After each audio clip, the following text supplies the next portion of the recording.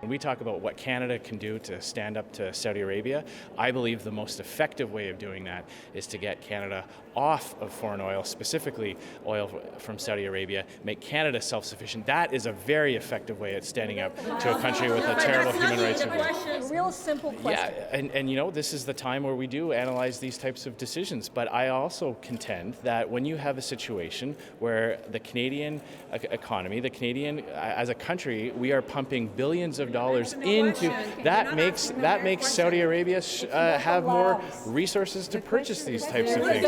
I've just answered that. I said this is the time to have that conversation, to look at that option. The murder of Saudi journalist Jamal Khashoggi has sparked a debate on Parliament Hill about how Canada should react. Speaking with reporters today, as you just heard, Conservative leader Andrew Scheer didn't say whether Canada should cancel its $15 billion arms sale to the kingdom. Instead, he says Canada should stop buying Saudi Arabia's oil. So how strong is Canada's dependence on that oil, and is there an alternative? Let's get a reality check. Richard Masson is an executive fellow with the University of Calgary School of Public Policy. He worked with the Alberta government for 17 years and another 14 years in the oil and gas sector. He joins us now from Calgary. Hi, Mr. Masson. Nice to see you again. Thanks for having me, Vashi. Let me ask you about the what Mr. Scheer raised, the specter of Canada's dependence on oil from Saudi Arabia. Can you quantify how much of Saudi Arabia's oil do we use? Sure. It changes month to month as different ships bring their cargoes to Canada.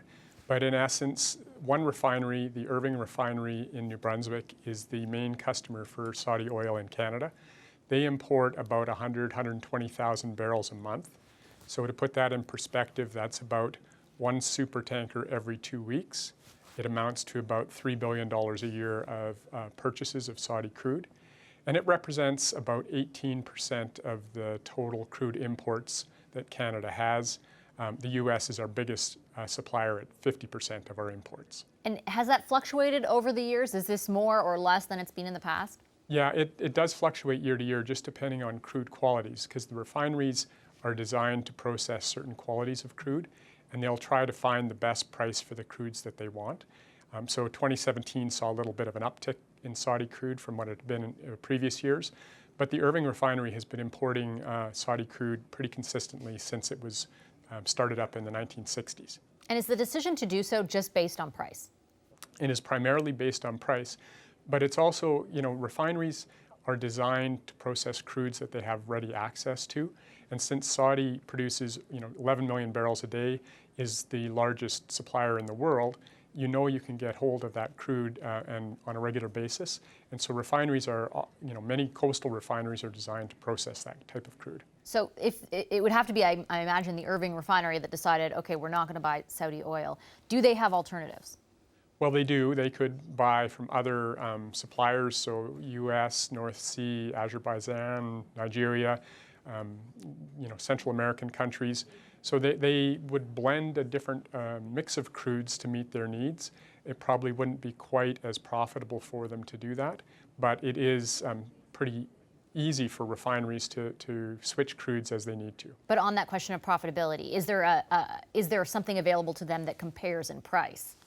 Well, obviously nothing is as good as the Saudi crude because 40% of their crude imports, or 40% of their crude runs are Saudi crude, so that's the sweet spot for them. Could they develop another mix that would be about the same? Probably, but it would cost them, probably $1 a barrel, some number like that in lost margin, which is a meaningful number when you're running a refinery. Is there any, the discussion is happening in the political sphere. Is there any way for some kind of edict that could come from the government that says, as a result of what's going on with human rights in Saudi Arabia, we as a government are dictating that you can't buy Saudi oil? Is that crazy? I'm not sure that we have the capacity to do that easily as governments. I just don't know that for sure. But to put it in perspective, that would mean Canada not importing essentially 1% of Saudi's total production. So from a Saudi point of view, it wouldn't have a meaningful impact. They would just redirect those tankers to some other place in the world, and we would be then searching for crude that would be comparable to the Saudi crude. So we could do that.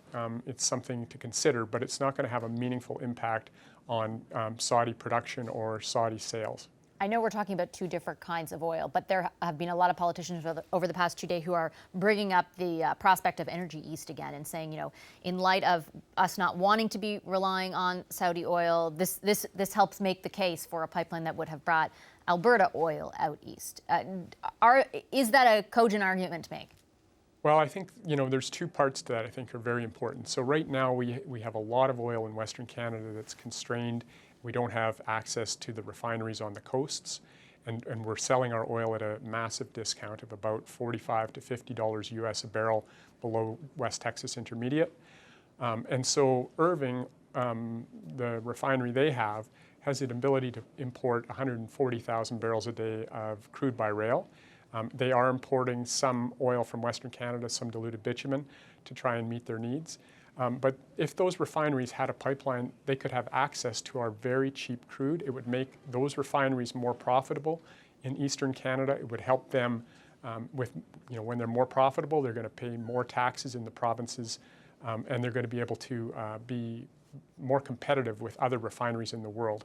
So right now, Western Canadian producers and the governments that depend on royalties and taxes from them are losing a lot because we're selling our oil cheaply. And refiners on the East Coast don't get access to the relatively cheap crude. And so they're not as competitive with, you know, refineries in Chicago and other places as they would like to be. So it's hurting us at both ends by not having good connectivity between our refineries and our production. Are those refineries currently capable of refining crude from Alberta? To a limited degree, Irving can take, if I recall, about 50,000 barrels a day of diluted bitumen. But the key point I always make to folks is a refinery is designed to process crude that it knows it has access to. And so it doesn't make any sense for Irving to have a coker when it doesn't have access to the diluted bitumen that Alberta produces.